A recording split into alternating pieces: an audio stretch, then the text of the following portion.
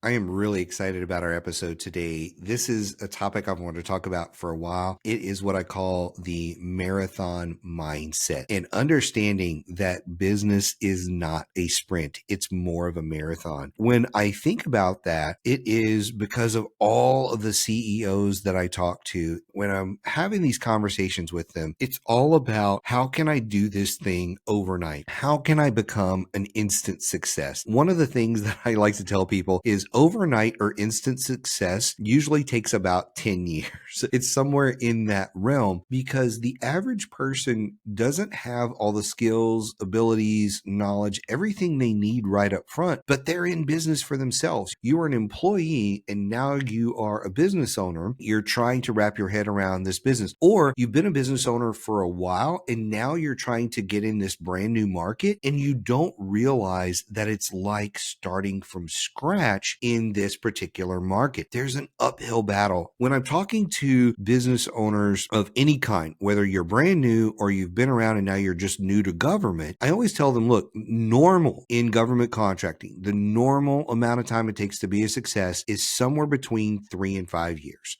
That is what it takes for most people to win their first contract, 3 to 5 years. When you think about that, the goal is now to speed that up as much as possible, which is hopefully 6 to 12 months instead of 3 to 5 years. So out of the gate, number one on my list is understanding that this is a marathon and that normally it takes 3 to 5 years to win your contract. And we're hoping to reduce that so it only takes 6 to 12 months, but that is the norm. And if you go in understanding that it is a marathon and not a sprint, it's going to help you a lot. Are you going to hear cases of people that have come out of the gates and they've won their first contract in 90 days? Yep. You're going to hear those. What you're not going to hear usually is how long they were talking to that customer to prep that before they quit their job, started a company, and got their contract. I have heard situations like this before. And when I sit down and I really dig into the backstory, like, yeah, we got our first contract in the first month of business, whatever. And I'll say, well, how long have you known that customer? Oh, well, I was working on site for them for 10 years. Okay, so they've developed a relationship with you over a decade. And how long have they been talking to you about you going out on your own? Well, we kind of talked a little bit here and there for like the last 2, maybe 3 years. And then, it was just kind of in passing here, there. And then I finally took it serious about a year ago and started gathering intelligence and this and that and kind of prepping myself so that when I came out of the gate, I'd be ready to rock and roll. Okay, so you didn't get this in the first 30 days. This took anywhere from 1 to 3 years, but on the surface, you're telling a story like you did it in 30 days. Not really the truth here. There's a lot more to it. Technically, it did happen in the first 30 days of your business being formed, but don't discount the 1 to 10 years of you building a relationship with that person. Make sure you tell that to people so they understand. I'm always telling people that because people are like, oh man, you can start this business and have a contract in 30 days. Yeah, probably not, at least not that way. And I can't tell you how often I'm talking to people and they're employees, they're working for somebody and they say, hey, this guy's been talking to me 6 months, a year. And finally I decided to jump and do it. And I got the one contract, and then they got the one contract and then they can't figure out how to get another one because that one was just handed to them. And then it takes them 3 to 5 years to figure out how to do it again. That's why I say, look, this is a marathon. There's a lot that goes into prepping for that marathon to make sure you're successful. But understanding it that it is a marathon is key number one. Key number two here is to set clear milestones for your business. If you set clear milestones for your business, you're gonna know when you're on the right track and when you're starting to veer off. If you were in a car and you were trying to go from, say, New York to LA, and you're seeing signs that are like, okay, now I'm getting close to Ohio, now close to Indiana. Now, hey, there's an exit here and I can go to Florida or I can go to St. Louis. Which one should I take? Well, I shouldn't take the Florida one, right? I need to keep going towards LA. But there are people that'll be like, oh, Florida, let's take the scenic route. You need to be able to see those little signs along the route to know that you're going the wrong direction. And you'll only do that if you have milestones. Like, hey, by the end of year 1, we need to be at this revenue, have this many employees, be in this agency this way, or in this many silos, whatever it is. There's milestones that you need in order to make sure you're on track. Now, here's the thing people don't talk about the milestones. The milestones are not just there to make sure you're on track. The milestones are also there to help manage your stress. if you are not quite thinking this is a marathon, but you're still thinking it's a bit of a sprint, you're going to be freaking out if you don't have milestones. If you're just like, oh, we want to be a $20 million company someday. Well, in order to get to 20 million, you got to get to a million first, right? And then you got to do 2 million and 3 million and so on. So if you don't have those milestones, you're going to be stressing out significantly about how you're reaching different areas of the business and the growth. And you're going to be looking at cash and all those kind of things. And the stress is just ridiculous. I see that for a lot of folks where they get in there and they're stressing out for no reason. I'm like, wait a minute, you're a $5 million company. You personally, as the CEO, took home almost $500,000 last year. Why are you stressed out? Because we need to be a $25 million company. We just don't have the time. And they start going down the rabbit hole. And I'm like, look, take a breath. Let's take a look back here. How are you running this? Is it a sprint or a marathon? Do you have clear goals and milestones? No, I don't have any. Guess what? It's a lot better that you're making $500,000 and you're doing the revenue you are now than when you were 3 years ago, right? Oh yeah, we're way better than where we are. Yeah, but you're not enjoying it because you're putting this stress on yourself for absolutely no reason. I see that a lot in this business. Those milestones are there to help manage your stress, not just make sure you're on the right track. Did you know we have our own government contracting community? It's called Federal Access. And inside Federal Access, you have all the tools, tips, strategies, documents, templates, everything you're ever going to need to be a government contractor. But you also get brought into our ecosystem. You get into our private LinkedIn group and you get into our live events and all that kind of thing when you become a member of Federal Access. To learn more, go to federal-access.com/game changers. Now let's get back into this episode. Another thing that's also really good about helping manage your stress is having metrics, very clear metrics, the daily, weekly, monthly metrics, not just your big milestones, which some people will call goals, not just having those goals and milestones, but the daily, weekly, monthly metrics, things like the number of calls and emails, number of RFIs, sources sought, RFPs, number of teaming partner discussions, number of contracting officer discussions, all those little daily, weekly, monthly metrics to make sure that you know, hey, we're doing enough volume of activity in order to hit our milestones. Because you can look at those metrics and go, man, we haven't made any phone calls this week. Hey, we haven't submitted an RFI or an RFP in 3 months. There's no way we can actually win a contract without submitting something. And look, I know somebody's yelling at their iPod or whatever right now saying, Mike, some people, if you get on the radar, they will just award you a contract. That does happen, but it's not going to happen if you're not making phone calls. It's not going to happen if you're not responding to things. It's just not going to happen. There's a level of activity you have to generate in order to win, and that's the metrics that you need to be measuring. And again, those all help manage your stress level. Another thing is to have plenty of cash available. When you are in a marathon, you need cash. When you start your business, you should have somewhere in the neighborhood of 6 to 12 months of operating expenses available. You need to be able to cover all your costs and all those kind of things. You need cash in order to survive a marathon. One of the challenges that I see a lot of times with people is they have the 6 to 12 months of cash, and then they're like, you know what? We're going to hire somebody that's not in our budget because that's going to accelerate things. And we're going to buy this thing that's not in our budget because that's going to accelerate things. I really want to hire this other person too because that might make things faster. And now your 6 to 12 months of cash has gone down to 3 months.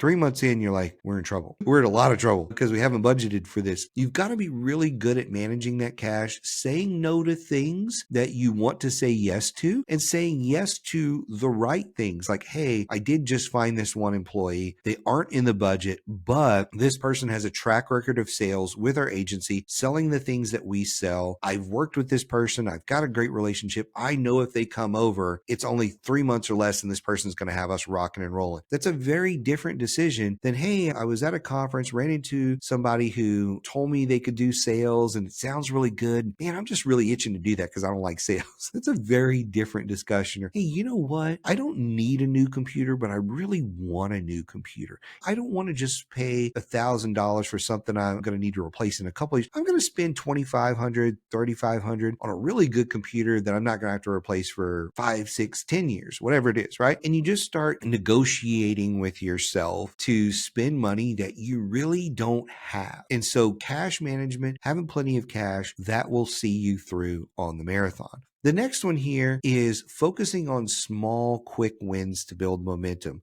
My partner, Josh Frank, says this all the time. It's not about the money, it's about the money. Keeping the lights on is really important. And guess what you can do? You can keep the lights on with small contracts. Everybody's wanting to hit these home runs. And I'm always telling them, look, focus on these small contracts. Focus on stuff under 250K that doesn't require a whole list of past performance. Focus on stuff that's an easy win for you that'll get your foot in the door, and then go to the next level. Get a $50,000 contract, then a $100,000 contract, then a 250K, then a $500,000, then $1 million. Build yourself up, but get some small wins. Put that cash in your pocket so that you're taking care of all your things. You're stretching out your cash reserves. Those go farther. And now you have that breathing room. But the bigger thing is, psychologically, success kind of breeds success. You go and you get some wins, and now you're like, oh yeah, I'm going to go get another one. And I'm going to go get another one. I'm going to go get another one. It's the same thing when you're doing sales and you sign a contract and then you sign a second contract. You're like, okay, let's go get a third one and a fourth one. You just get in this mentality, because when you're not winning, you have this mentality of being in the desert where you're like, I don't know where my next drink of water is going to come. I don't know where my next sale is going to come from. And that's what's going through your head. So you've got to break that, and you do it by getting small wins. One of the things that you should be focusing on with those small wins is your relationships with what I call influencers, not social media influencers, but your PMs, your project managers, your program managers, your contracting officers, small business reps. Those are all small wins that lead to momentum and people giving you contracts at some point. You being awarded this stuff because you're building those relationships. You're talking to them all the time. You know what's on their radar. They know your capabilities, and boom, you get a contract. Boom, you get a contract. Those are often overlooked little things, the small wins and the relationships. Focus on that. Third thing that I would throw in that bucket there for some quick wins is, don't underestimate getting some commercial contracts. Commercial contracts are often much easier to negotiate. They're faster than government contracts. You're not going to see protests and all that kind of garbage and stuff like that. Typically, if somebody pulls the trigger on a commercial contract, they want you to start work right away. And the government doesn't always do that, especially in Q4. Government wants to pull the trigger on a contract and get it done so that the money's allocated, but then you don't start work for 4 months sometimes. Commercial contracts are a great way to put some of that cash in the bank and extend the life of the business. Another one here is to focus on one niche product or service and no more than 3 agencies. Again, can't tell you how often I sit down and I look at a small company that doesn't have any wins, and they're focused on 6 agencies, and they're trying to learn 6 agencies, and they're focused on 12 to 15 different product and service lines. You've got to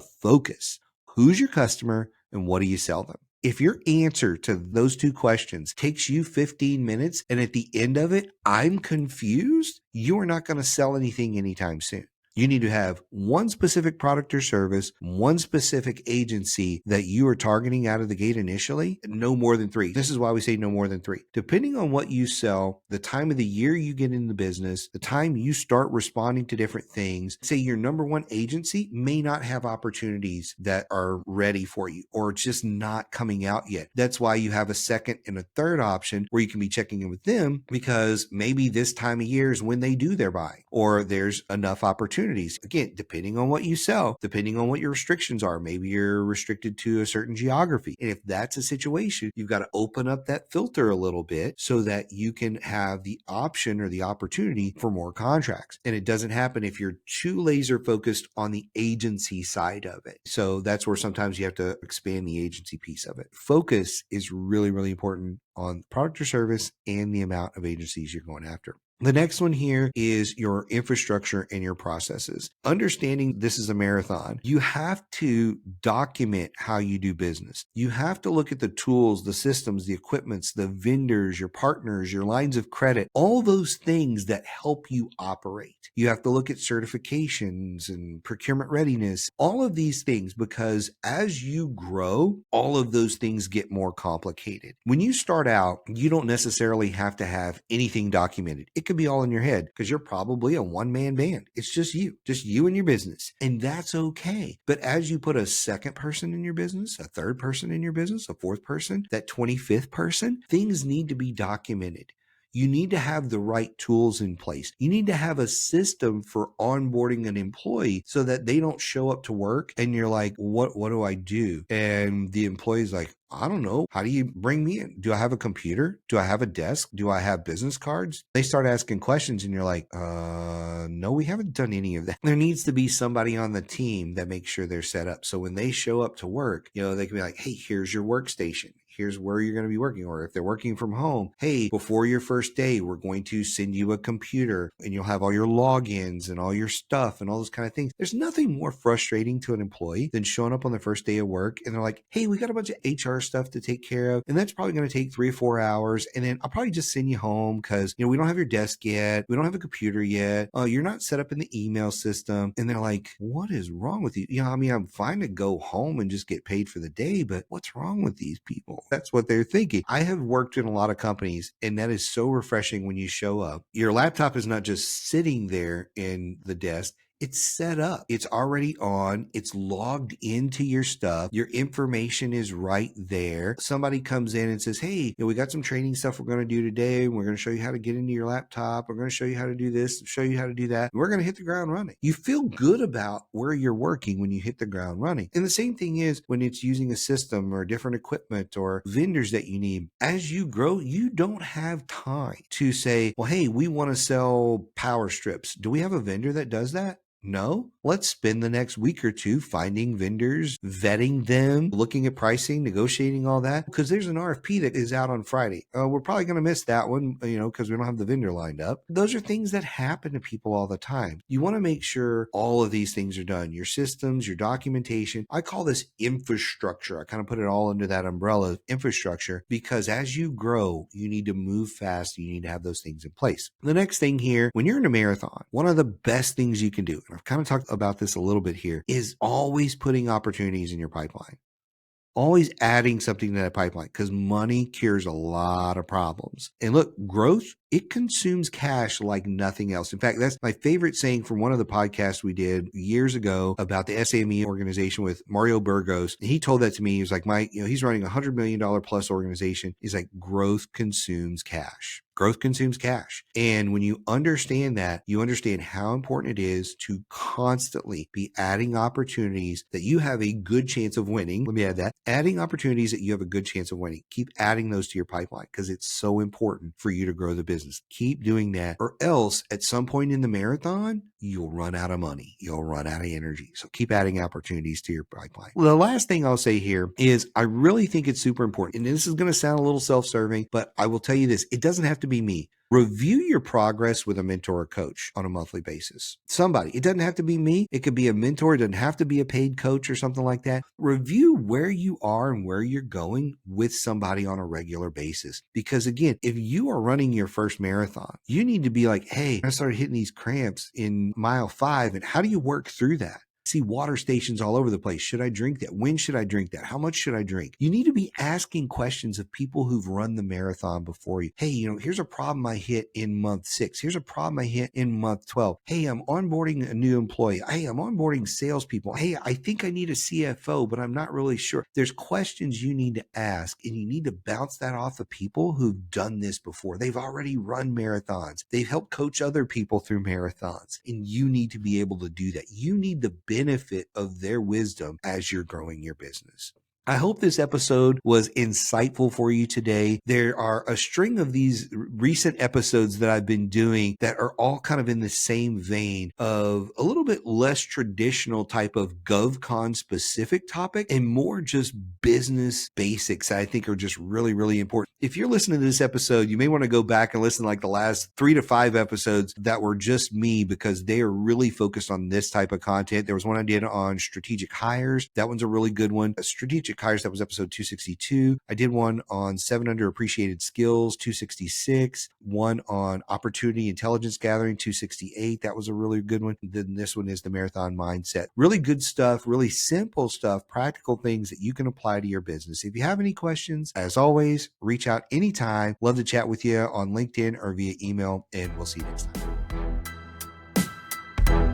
I really hope you enjoyed the podcast today. If you did, I would really appreciate it if you would like and subscribe to the podcast and screenshot it and tag me on LinkedIn or whatever social media you use. So thank you again for joining us today, and we'll see you next time.